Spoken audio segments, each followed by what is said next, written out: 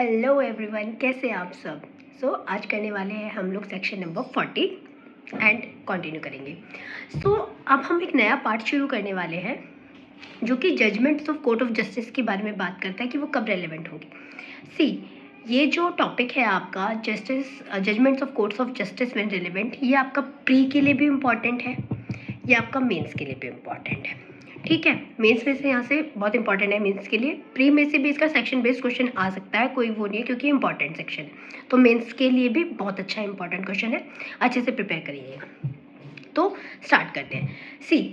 इस पार्ट को स्टार्ट करने से पहले, इस एक टॉपिक को स्टार्ट करने से पहले इसकी एक हेडिंग पढ़िए जो इससे पार्ट के बारे में बात कर रहा है कि judgements of courts of justice when relevant. तो इससे आप क्या समझ रहे हैं? यही लाइन आपको एक सिंपल सी चीज़ कह रही है कि जो आपकी जजमेंट्स हैं, जो कोर्ट्स ऑफ जस्टिस में पहले जजमेंट दी जा चुकी हैं, वो जनरल प्रिंसिपल ये है आपका, जनरल प्रिंसिपल ये है। अभी फ़िलहाल मैं आपको सिर्फ जनरल बताती हूँ कि ये किस बारे में बात करता है। क्यों? Because you should know, you are judiciary aspirants, so you are suppose to know everything. आपके लिए कुछ भी आउट ऑफ सिलेबस नहीं है, कुछ भी इन सिलेबस नहीं है, ठीक है ना, सब कुछ करना है। तो इस कंसेप्ट का मतलब ये है कि जनरल प्रिंसिपल क्या है कि आपकी जो जजमेंट्स हैं, जो आपकी प्रीवियस जजमेंट्स हैं, कोई भी प्रीवियस जजमेंट्स हैं या आपकी सब्सिक्वेंट जजमेंट्स, ठीक है, दोनों की बात हो रही है, are generally irrelevant. Very important question आपसे प्री में भी पूछा सकता था कि जो प्रीवियस जजमेंट्स हैं, जो जजमेंट्स हैं, वो आपकी रेलेवेंट होंगी या नहीं होगी, इररिलेवेंट होंगी। तो आपका प्री में अगर आपसे डायरेक्ट क्वेश्चन आता है तो आपको आंसर क्लिक करना है कि इररिलेवेंट है। क्यों? क्योंकि ये लाइन ही हमें बता रही है कि judgements of courts of justice when relevant. When relevant मतलब कि आपको एक कंडीशंस दे दी हैं, कुछ आपको सर्कमस्टांसेस दे दिए गए हैं जिसमें आप ये बता सकते हैं कि हाँ भाई इन कंडीशंस में जो प्रीवियस जजमेंट्स है वो आपकी रेलेवेंट होंगी। ठीक है, ये तो रहा आपका जनरल प्रिंसिपल। सेकेंडली, अब कुछ बच्चों के दिमाग में क्वेश्चन आ सकता है कि सुप्रीम कोर्ट वगैरह की जो है वो अपनी प्रीवियस जजमेंट्स को जिक्र करते हैं, तो वो क्यों रेलिवेंट होती है? That is different thing. We read that in constitution, जो कि प्रेसिडेंट के तौर पे काम करती हैं। ठीक है, प्रेसिडेंट्स जो होती है जजमेंट, उनके बारे में बात करते हैं, वो एक अलग कंसेप्ट है, वो आपका कोड ऑफ रिकॉर्ड है, वहाँ की प्रीवियस जजमेंट जो है वो रिलेवेंट होती है, वो that is a different concept. ठीक है ना, वो आप कॉन्स्टिट्यूशन में पढ़ेंगे। यहाँ जो बात हो रही है वेरी इंपॉर्टेंट कि प्रीवियस जजमेंट कब रेलेवेंट होंगी। ठीक है, तो चलिए एक बार एक आपको मैं ओवरव्यू दे दूँ थोड़ा सा, क्योंकि 40, 41, 42 एंड 43 ये सारे साथ साथ रीड किए जाएंगे। ठीक है, एंड इनफैक्ट 44 भी। तो इसमें जो है आपके 5 सेक्शंस कवर होने वाले हैं, 40 से लेके 44 तक। ठीक है, तो एक बार मैं आपको एक जनरल बैकग्राउंड दे दूं कि रेलेवेंसी की जो, अब देखिए आप प्लीज़ अपने दिमाग में एक चीज़ बिठा के रखिएगा, क्योंकि हम रेलेवेंसी पढ़ रहे हैं, 5 से लेके 55 तक हम रेलेवेंसी पढ़ते हैं। तो रेलेवेंसी की बात हो रही है, कहीं और दिमाग मत घुमाइएगा, स्टिक टू दिस पॉइंट कि हम यहाँ पे सिर्फ रेलेवेंसी की बात हो रही है। ठीक है, तो चलिए स्टार्ट करते हैं। 40 कहता है आपसे previous judgments relevant to bar a second suit और ट्रायल। ठीक है, कोई प्रीवियस जजमेंट जो है आपकी रिलेवेंट होगी क्या करने के लिए? बार करने के लिए सेकंड सूट और ट्रायल को। इसे पढ़ते ही आपका दिमाग जाता है सीपीसी में। CPC section 11 talks about res judicata, right. कुछ लोग इसे सिमिलर टू रेस जुडिकाटा भी कहते हैं, क्योंकि ये कहता है कि भाई जो है सेकेंड टूल और जो बार कर देगा सेकेंड सूट और ट्रायल को। ठीक है, अब बहुत इंपॉर्टेंट ये चीज़ है कि ये जो कंसेप्ट है, this is Indian evidence act section 40, it does not talk about the res judicata principle. Means ये कि ये किसी भी सेकेंड सूट और ट्रायल को बार नहीं कर रहा। Section 40 is not barring any second suit और trial, just creating the previous judgments relevant. ठीक है, बहुत इंपॉर्टेंट है। प्लीज़ इसका एक दूसरा एंगल जो मैं समझाने की कोशिश करूँगी आज आपको, वो आप समझने की कोशिश कीजिएगा। ठीक है, ये आपको समझ में आया? मैं अभी डिटेल में कराऊंगी, I am just giving you the overview.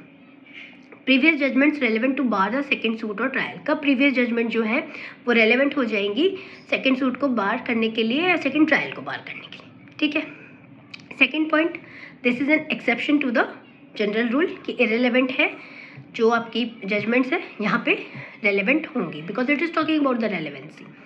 ठीक, सेकेंडली आपसे बात कर रहा है कि relevancy of certain judgments in probate etcetera jurisdiction. इस सेक्शन में जो सेक्शन 41 है आपका, इसमें आप 4 तरीके जुरिडिक्शन के बारे में पढ़ेंगे। ठीक है, that is namely matrimonial, probate and marital insolvency jurisdiction.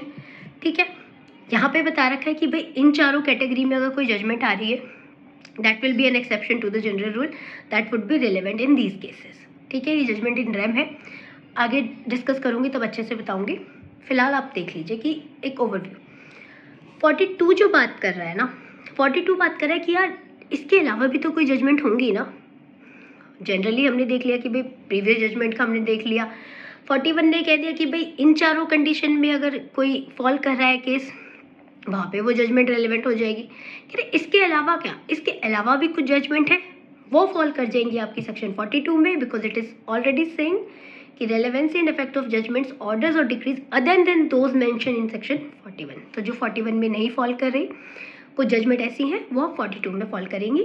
ठीक है, 43 ऑल्सो सेज कि जजमेंट्स एक्सेट्रा, कोई भी जजमेंट एक्सेट्रा हो गई, judgments, orders and decrees other than those mention in 40, 41 and 42। जी 40 को भी हटा दो, 41 को भी हटा दो, 42 को भी हटा दो। अब इनमें जो जो फॉल करी वो तो कर गई, जो इनमें भी फॉल नहीं कर रही वो कब रेलेवेंट होंगी, वो आपको 43 बता रहा है। इसलिए मैंने कहा कि ये पूरा जो पार्ट है वो डील कर रहा है जजमेंट से जब आपकी रेलेवेंसी हो रही है। ठीक है, जब जजमेंट रेलेवेंट है तो इस केस में इनको एक साथ ही पढ़ेंगे। ठीक है, दो मैं आपको एक थोड़ा अलग अलग बता रही हूँ क्योंकि आपके दिमाग में वो चीज़ उस वक्त फीड हो जानी चाहिए। ठीक है, 43 इस बारे में बात करते हैं। अब 44 क्या कहता है? 44 कहता है यार कुछ जजमेंट ऐसी भी तो होती है जिनमें फ्रॉड हो जाता है, कॉल्यूजन हो जाता है, मिली भगत कर लेते हैं। तो फ्रॉड हो गया, कॉल्यूजन हो गया in obtaining judgment, in competency of court हो गया, मे बी प्रूव्ड। तो वहाँ पे अगर आपको कोई रेलेवेंसी करानी है तो you can show that it was obtain by fraud और it was obtain by an incompetent court, the judgment was pass by a incompetent court. ठीक है, ये 44 में आ गया। चलिए बैक चलते हैं अपने सेक्शन नंबर 40 पे। ठीक है, तो देखिए अब 40 जो बात कर रहा है उसके बारे में डील करेंगे। आज हम सेक्शन 40 पढ़ेंगे। सो सेक्शन 40 को पढ़ने से पहले please I will request you all to bring your CPC and your CRPC bare act. If you have it well and good, नहीं है तो प्लीज़ ले आइएगा। तो सेक्शन 40 जो बात कर रहा है, इट इज़ सेइंग कि previous judgments relevant to bar a second suit और trial, the existence of any judgment, order और डिक्री। अब 3 चीज़ें हैं। एग्जिस्टेंस किस चीज़ का है? या तो किसी ऑर्डर का है, या किसी डिक्री का है, या किसी जजमेंट का है। मतलब ये हो चुकी हैं, ये ऑर्डर भी हो चुका है पास, ये डिक्री भी हो चुकी है, जजमेंट भी हो चुकी है। इसकी कोई ऑलरेडी एग्जिस्ट करती है, कोई जजमेंट, कोई डिक्री, कोई ऑर्डर।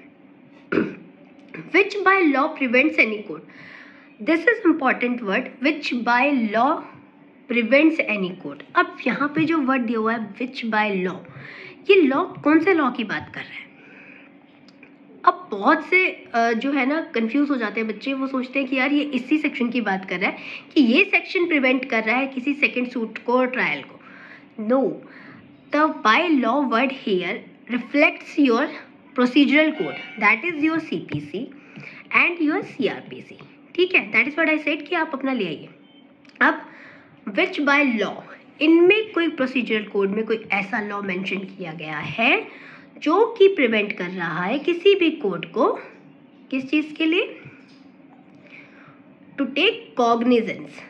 ठीक है, फ्रॉम टेकिंग कॉग्निजेंस, कि कोई कोर्ट को प्रिवेंट कर रहा है, कि रोक रहा है कि भाई तो आप इसके कॉग्निजेंस नहीं ले सकते इस सूट की या इसको ट्रायल को होल्ड करने की। Is a relevant fact.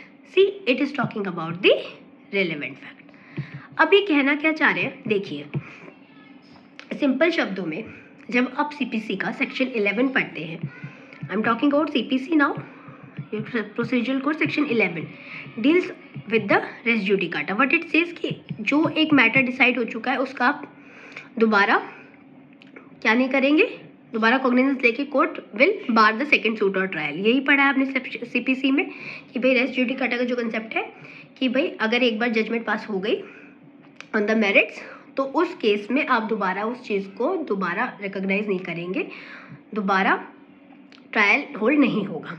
ठीक है, यही पढ़ा है ना। तो रेस जुडिकाटा का जो ये कंसेप्ट है सेक्शन 11 का, वो बार कर रहा है कोर्ट को क्या करने से, कॉग्निजेंस लेने से। वो बनकर बार कर रहा है कोर्ट को कि आप अब सब्सिक्वेंट ट्रायल नहीं होगा इसका, ऑलरेडी एक बार ये केस डिसाइडेड है, there will not be any subsequent trial और एनी सूट। ठीक है ना, हो गई ये बात। तो यही कंसेप्ट है, यही बाय लॉ का कंसेप्ट है जो कहना चाह रहा है कि आपने जो एक बार ये कोर्ट में कोई एक जजमेंट पास हो गई, कोर्ट में एक जजमेंट पास हो गई, सीपीसी ने कहा कि ए और बी के बीच में कोई सूट फाइल हुआ था जो कि डिसाइड हो चुका है। ठीक है, अब according to section 11 you are barred कि आप इन्हीं सेम कॉज ऑफ एक्शन पे, इन्हीं सेम चीज़ों के ऊपर आप दोबारा से एक सूट फाइल नहीं कर सकते। ठीक है, कोर्ट को मना है कि आप उसका कॉग्निजेंस नहीं लेंगे। This is what I am connecting, कि आपको मैं बता रही हूँ कि जो लॉ है ना, यही वर्ड ऐसा है यहाँ पे जो बता रहा है कि हाँ अब आप इसका कॉग्निजेंस कोर्ट नहीं ले सकते। ठीक है ना, दैट प्रिवेंट्स एनी कोर्ट। क्या कर रहा है ये लॉ, सीपीसी का ये प्रोसीजर कोड का सेक्शन 11 जो है वो कोर्ट्स को बार कर रहा है कि वो कॉग्निजेंस नहीं लेंगे किसी सूट का या कोई ट्रायल होल्ड नहीं कर सकते। ठीक है, this is the concept. Now this law is preventing the court from taking cognizance of trial is a relevant fact. ये रेलेवेंट फैक्ट है। कब रेलेवेंट फैक्ट है वो देखिए, when the question is whether such court ought to take cognizance of such suits or hold such trial। कि जब question ये आता है कि क्या ये कोर्ट कॉग्निजेंस ले सकता है इस सूट का या ये ट्रायल होल्ड कर सकता है, जब ये क्वेश्चन आता है तब आपकी प्रीवियस जजमेंट है जो रेलेवेंट होंगी। सिंपल सा एग्जांपल लेते हैं। ठीक है, अभी मैंने आपको सीपीसी का कनेक्ट कराया, इसी तरीके से ये सीआरपीसी के सेक्शन नंबर एक बार सीपीसी का ही देखिए, ऑर्डर 2 रूल 2 जो बात करता है। ठीक है, ऑर्डर 2 रूल 2 जो बात करता है आपका, वो आपसे क्या कहता है कि whole of the claim should be included in the one plaint only by the plaintiff, है ना। यही बात करता है कि आपको जो भी क्लेम है आपका प्लेंटिफ को एक ही बारी में करना है। अगर प्लेंटिफ अपना क्लेम नहीं करता तो वो बार हो जाता है, वो दोबारा उस चीज़ के लिए सूट फाइल करके अपना क्लेम नहीं ले सकता, उसको एक ही बारी में अपने प्लेंट में अपनी क्लेम डालने हैं। ठीक है, अब इस केस में क्या होता है कि प्लेंटिफ ने क्या किया, जान के अपना क्लेम छोड़ दिया कि चल ठीक है इसे मैं बाद में देख लूँगा, अभी मैं इतना कर देता हूँ। उस केस में जब एक बार वो मैटर डिसाइड हो गया, वो सूट का फैसला आ गया, कोर्ट ने जजमेंट पास कर दी, ऑर्डर दे दिया, थोड़े टाइम बाद उसको लगता है प्लेंटिफ को यार चलना है, चलते हैं ज़रा सेकेंड सूट फाइल करते हैं जो रेस्ट ऑफ द क्लेम है उसके लिए। कोर्ट ये कहेगी, लॉ ये कहेगा कि कहाँ चल दिए भैया, आपको जब ऑर्डर 2 रूल 2 में ये बात कह रखी है कि आपको अपना जो क्लेम है वो सब एक साथ इंक्लूड करना है, अदरवाइज नहीं कर सकते, वो बार्ड है। पहला तो इस सेक्शन ने बार कर दिया कि आप सेकंड ट्रायल नहीं ले सकता कोर्ट और नहीं होगा। दूसरा, सीपीसी का सेक्शन 11 भी कहता है, ठीक है, सेक्शन 9 भी कहता है। सेक्शन 9 क्या कहता है, court to try all the civil cases not to try all the cases which are impliedly और एक्सप्रेसली बार्ड। ठीक है ना, तो बार कर रखे तो कॉग्निजेंस नहीं ले सकता कोर्ट। तो ये सारे सेक्शंस कनेक्टेड है, ये वो सेक्शंस है, ये वो प्रोसीजरल है, ये वो लॉ है जो आपको जो कोर्ट को प्रिवेंट कर रहा है कॉग्निजेंस लेने से या ट्रायल होल्ड करने से। ठीक है, ये कंसेप्ट हो गया आपका इसका सीपीसी का। अब आते हैं ज़रा सीआरपीसी पे। सीआरपीसी की जो बात है, सीआरपीसी में कहता है section 299A and section 300, but it talks about autrefois acquit and autrefois convict. अब इसको पढ़ते ही आपका दिमाग चला जाता है फिर से कॉन्स्टिट्यूशन की तरफ, जो कहता है कि double jeopardy is not permitted. एक ही बंदे को आप बार बार एक ही चीज़ के लिए सज़ा नहीं देंगे, तो कनेक्टिविटी बनाए रखिए, ये ज़रूरी है। तो अब जो ये कॉन्स्टिट्यूशन में बात कही गई है, देखिए जितने भी लॉ फ्रेम होते हैं ना, they are under the head of this constitution, मतलब कॉन्स्टिट्यूशन के अंदर अंदर ही रहेंगे, उससे अगेंस्ट नहीं जा सकते, otherwise they will be void under section 13 of the constitution, right. तो इस चीज़ का कंसेप्ट ध्यान रखेंगे कि एक बार कोई एक एक्यूज्ड है, ठीक है, वो कन्विक्ट हो गया या वो एक्विट हो गया, अब थोड़े दिनों बाद दोबारा से क्या होता है, इसी एक बंदे के पर्सन ए के ऊपर दोबारा कोर्ट में प्रोसीडिंग्स इनिशिएट करता है बंदा कि हाँ भाई इसने तो किया था। अब इस केस में जो है ये ए, जो ए व्यक्ति है, जो ए एक्यूज्ड है, वो क्या करेगा, वो जाएगा कोर्ट के पास कि सर ये रही मेरी प्रीवियस जजमेंट, ये रही मेरी प्रीवियस जजमेंट की कॉपी, जो कि किसी कोर्ट ने ऑलरेडी प्रीवियस जजमेंट की कॉपी पेश करेगा कोर्ट में कि सर मैं तो ऑलरेडी कोर्ट ने मुझे कन्विक्ट कर दिया है, अब मैं बार बार थोड़ा होगा, या मुझे कोर्ट ने ऑलरेडी बाइज्जत बरी कर दिया है, ये रही उसकी प्रीवियस जजमेंट की कॉपी। तो कोर्ट कहेगी ये कहाँ से ले आए भैया, ये किस तरीके से रेलेवेंट है, कहेगा sir section 40 of the Indian evidence act says that कि हाँ अगर कोई प्रीवियस जजमेंट है आपकी तो जो किसी लॉ ने बताई हुई है, वो कहेगा जी सर उधर बार हो जाता है ये, अब इसका कोई सेकंड ट्रायल नहीं हो सकता या सेकंड सूट फाइल नहीं हो सकता।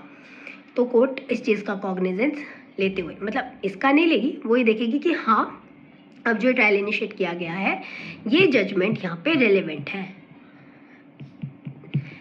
सिर्फ एडमिसिबिलिटी की बात कर रहा है section 40, nothing else. Section 40 is talking about the admissibility and the relevancy of previous judgments जो कि ऑलरेडी दी हुई हैं कोर्ट के द्वारा, और उनमें से कोई ऐसी एग्जिस्टेंस है जजमेंट की, कोई ऐसा ऑर्डर है, डिग्री है जो किसी और लॉ ने प्रिवेंट कर रखा है कोर्ट को कि हाँ भाई अब आप इस चीज़ का कॉग्निजेंस नहीं लेंगे, ना तो कोई सूट ट्राई कर सकते हैं, ना कोई ट्रायल होल्ड कर सकते हैं, तो वो जो प्रीवियस जजमेंट है वो यहाँ रेलेवेंट हो जाएगी, ठीक है। This is the concept of section 40। This is not res judicata, this section is not barring any of the court from taking cognizance, it is just creating a relevancy of the previous judgments passed by any court, ठीक है। आया समझ में? See बहुत interesting subject है, evidence is like one of my favourite. तो I think I am trying my best कि मैं आपको बहुत ईजी लैंग्वेज में बहुत अच्छे से समझा पाऊँ, बट इनकेस तब भी नहीं समझ में आ रहा तो just let me know in the comment box, I am always there to help you. And so this was our concept of 40 कि कब एक प्रीवियस जजमेंट रेलिवेंट हो जाएगी सेकेंड सूट या ट्रायल को बार करने के लिए। यहाँ जो ये प्रीवियस जजमेंट है ना जो शो करी गई है इसके द्वारा, ए के द्वारा कि सर प्रीवियस जजमेंट आ चुकी है, अब ये कैसे सेकेंड ट्रायल होल्ड होगा, तो ये यार अब रेलिवेंट हो जाएगी, तो ये बार हो जाएगा कि भाई ये सूट नहीं हो सकता, ये ट्रायल नहीं होल्ड होगा। इसी तरीके से अगर आप सीपीसी का देख रहे हैं, सीपीसी में कोई मैटर डिसाइड हो गया, प्रॉपर्टी को लेकर डिस्प्यूट था, बंदे ने प्रॉपर्टी के लिए रिलेटेड सूट फाइल किया, डिसाइड हो गया, बंदा फिर से आ गया लेके कि भाई मेरा तो सूट जो है ये प्रॉपर्टी को, कोर्ट कहेगी कि ठीक है, वो बंदा जाके अपनी जजमेंट दिखा देगा या वो बता देगा कि सर ये ऑर्डर आपने पास किया था, ये ऑर्डर किसी इस कोर्ट ने पास किया था, किसी सिविल कोर्ट ने पास किया था, ये बार कर देगा सेकेंड सूट और ट्रायल को, जो अब सब्सिक्वेंट प्रोसीडिंग में एक जो प्लेंटिफ है या फिर जो एक प्लेंटिफ है वो लेके गया है कोर्ट में, ठीक है। This is only creating of relevancy, ठीक है। अगर क्वेश्चन आए तो प्लीज़ ध्यान रखिएगा, it talks about relevancy, this is not a bar. ये बार तो सिर्फ वो सीपीसी लगा रहा है या सीआरपीसी लगा रहा है, ठीक है। So this was the connection between your CrPC, CPC and the section 40 of the Indian evidence act. मेरी तरफ से मैंने कंप्लीट कर दिया है। In case of doubt just let me no and all the best for your exams. And 41 करेंगे, फिर 42 धीरे धीरे करेंगे, सब समझ में आ जाएगा। फिर कलेक्टिवली एक बार मैं आपको इन सब चीज़ों का बता दूंगी ताकि एक कनेक्शन बना रहे, ठीक है। So previous judgments relevant to bar a second suit और trial, this is itself important for your pre exams also. ये प्री में भी आ जाता है। किस लिए आ जाता है प्री में, ठीक है, तो ये आ जाएगा and I am done. So till then please like and subscribe my channel and keep waiting for your exams. They're coming. Work hard and all the very best. Till then, bye bye, take care.